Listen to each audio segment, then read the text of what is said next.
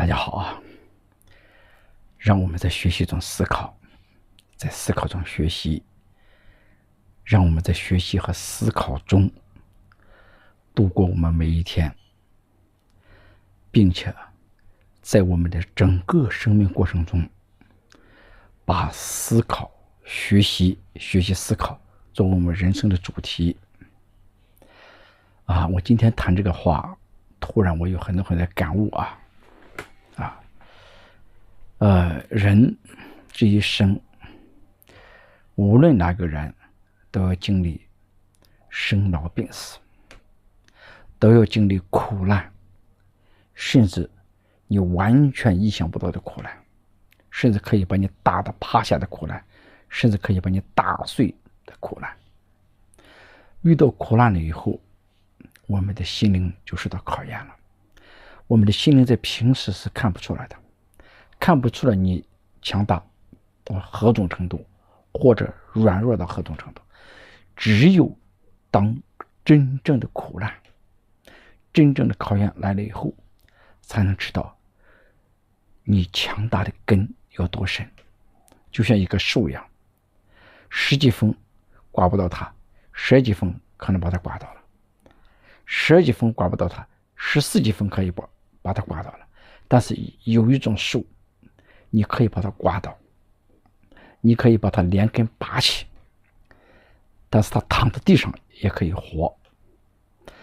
这就是我们大家知道了新疆沙漠上的胡杨那么我今天和大家分享一个话题也是我今天思考最多的一个问题就是为什么我们大家都停留在一个很低的一个境界上，我们的境界没办法提高。你比如说这个婚丧嫁娶，我们基本上都沿用着一种模式。我们的亲人亡故了，我们只有悲痛，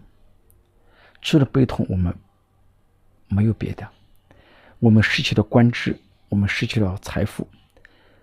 我们只有难过痛苦，我们只有动摇，我们没有其他了。为什么我们没有其他了？是我们没有境界了。那么境界到底是由什么决定的？今天我一天都在思考这个问题。我思考的过程中，我就突然想起了庄子，我就想起了庄子的境界庄子的生存态度，庄子的这个整个精神境界高的可以说后人难以企及的一个程度了包括孟子都是有极高的精神境界的，甚至也包括孔子，当然老子不用说了我就举2个大家都知道的例子就说明一个问题：人的精神境界是由智慧决定的，没有智慧人不可能有境界，完全由智慧决定的。就是看问题那个高度、宽度、深度、独特程度和一般人完全不同，他有一种独特的解释的，但是他这种解释又是对的，你一般人根本发现不了他这种解释的角度，也很难推翻他的解释。庄子在那钓鱼，楚王就派2个大夫大夫就是我们说的这个文官就来找庄子来了，说庄子，楚国有事，我们国内有事情需要你做决断。因为楚王早就知道庄子很有智慧，庄子是宋国人，相当于现在的安徽的蒙城这个地方庄子连这2个人看都没看。庄子就说：听说你们楚国有一个金乌龟这个金乌龟已经死了3000多年了，你们楚王还用绸缎把它包起来，还把它放在一个猪笼子里边。很多人说是金笼子，实际上是猪笼子猪笼子里用绸缎把它包起来，并且放在庙宇里、宗庙里供后人瞻仰纪念，是不是有这回事那2个楚王派的2个士大夫说：“哎，这有这回事，有说那真是了不起的一个神龟啊！”那庄子就说：“那你们回去问问这个死乌龟啊，问问这个被绸缎包裹起来放在这个猪笼子里边挂在宗庙的这个死乌龟，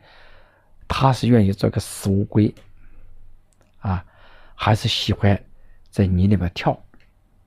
啊？”这个时候庄子在钓鱼的时候刚好钓到一个活蹦乱跳的这个在泥里面蹦蹦跳跳的一个活的乌龟了啊。那这2个楚王派来的2个人说：“啊，他肯定是不想做一个死乌龟，还是想做一个活乌龟，对不对？”庄子在这里庄子对生命的理解，对人生的理解，他这个高度那简直是可以说是空前的，后人也很难企及。其实庄子在这里告诉我们一个道理啊，生命的最高状态就是那种自然状态，就是上帝造你的时候把你放在自然系统的那一个未加改变的，脱离了这个世界的功名利禄邪情恶欲的那个状态。他认为那一个3000年的死乌龟，他被绫罗绸缎把它包起来，把它放在宗庙的纪念，那是人的意思，那是人强加给他的。只有在这个河里边，在泥里边翻滚的这个乌龟才是自然状态的乌龟。庄子这个思想太了不起了，他提醒我们，我们应该在一种自然状态里边，只有在自然状态里边，我们才有相对的自由。对人来说我们现在为什么没自由了？我们被这个世界上的各种各样或强加给我们的，或我们自己拿过来的绳子把我们绑起来了有人说那人跟乌龟怎么能比的？人跟乌龟当然都是动物，都是自然生态链条上的一个环，只是人越来越脱离自然了，就越来越痛苦了，就各种精神病，自杀的全是一年70-80万人自杀，这个数字还在增加的，就是人没有自由。这个自由绝对不是我们那些无知的人那种肤浅之辈所理解的，我想干什么就干什么，就是回归本初，回归天然，回归一种自然无虑无忧的状态。再比如说庄子的太太去世了庄子一开始的反应跟我们正常人一样，也是有点悲伤难过，但是庄子马上就明白了，他认为人的生命只不过就是宇宙间的一种气的聚合，聚合则生这个气是气聚则生，气散则亡。那人活到一定的程度，这个气也就会散去了。犹太人也承认这一点，说生有时，死有时，拔出有时，栽种也有时。这万事它都有定数的，但是人是看不到这一点。为什么看不到？人太骄傲了，太固执了那么庄子的好朋友惠施就来吊唁了。一看庄子疯疯癫癫在这敲着盆子唱歌，惠施就很生气，说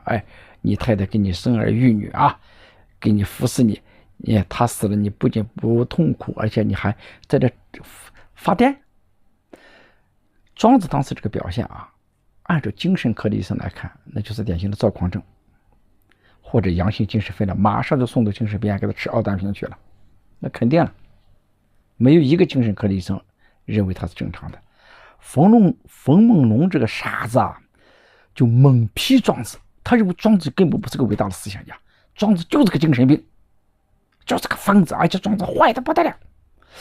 冯梦龙甚至认为说庄子勾引其他女人啊，被他老夫发现了啊，他老夫很生气啊，他就搞了一个阴招阴术，把他太太给弄死了。这冯梦龙的解释，冯梦龙这个智商那简直就是太垃圾了，我跟你说，这个人我都不想再提他。这个庄子的思想境界太高了，气子聚，气子散，气聚则生，气散则亡。他不一定符合现在的科学道理，但是庄子却发现了宇宙万物生命中的一个规律：聚合、生死啊，这种也是生命的这种一个交替的这么一个方式啊，生命绝对不会以固定的样态而出现，它跟自然界的万物一样，它都处在变化中。庄子正是有这样的大智慧，庄子对死的看法才发生了根本的变化。他跟其他人完全不一样，跟他的朋友会师不一样，以至于冯梦龙都没法理解他。所以任何一种这个大的这个思想境界啊，它都是建立在一个对事物的有特殊的解释、特殊的发现的这么一个大智慧的背景下，不然你不要谈境界了，没有境界，境界就是思想境界，没有思想境界，什么东西都没境界。情感的境界，它背后也是思想境界。好，这个话题我们跟大家就分享到这里，感谢大家 ，Thank you。